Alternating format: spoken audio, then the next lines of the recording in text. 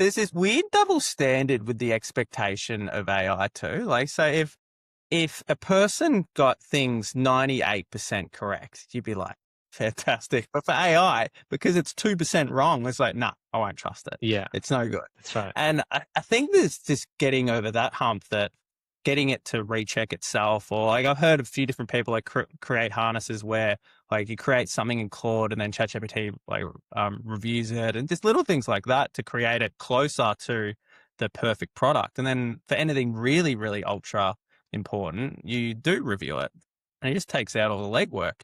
There's even for stuff like if I'm creating content, it'll write it to 85, 90, 95% how I'd write it, but then just the final little check on it because that's where the magic is, right? Like the final little bit is the bit that makes it yours.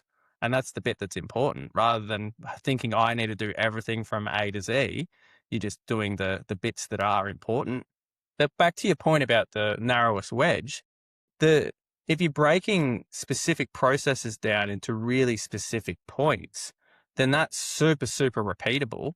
And you can start to automate that, or you can use AI to make those things happen regular, because you're not waiting on like it to pick up the additional context. You can just get something on repeat and constantly working.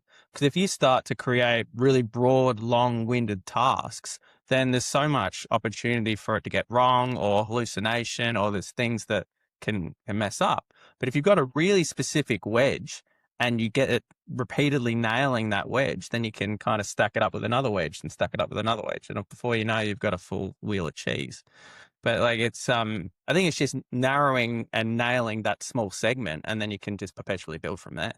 Yeah, nice. I think it's like what you're talking about is like talking to a junior accountant who has the ability of, like a robotic ability in terms of they can Yeah. do anything, but Mm. you're really stepping it out in a way to Yeah, them sure. instead of giving someone an overall scope, because they might actually think through scope better than you at certain things, but you want to give them as enough information, step it out so you have the result For sure. that you want. Yeah. I think there's a point now for experimentation and just trying out and seeing what works. And for me, that's the best way I learn, just by trying something out and seeing what works, making the mistakes. But right now, where businesses are so early in their AI journey, and leaders and executive teams are kind of open to experimentation a little bit to an extent, like now's the perfect time to just dive in and have a crack and see what works. Because Yeah.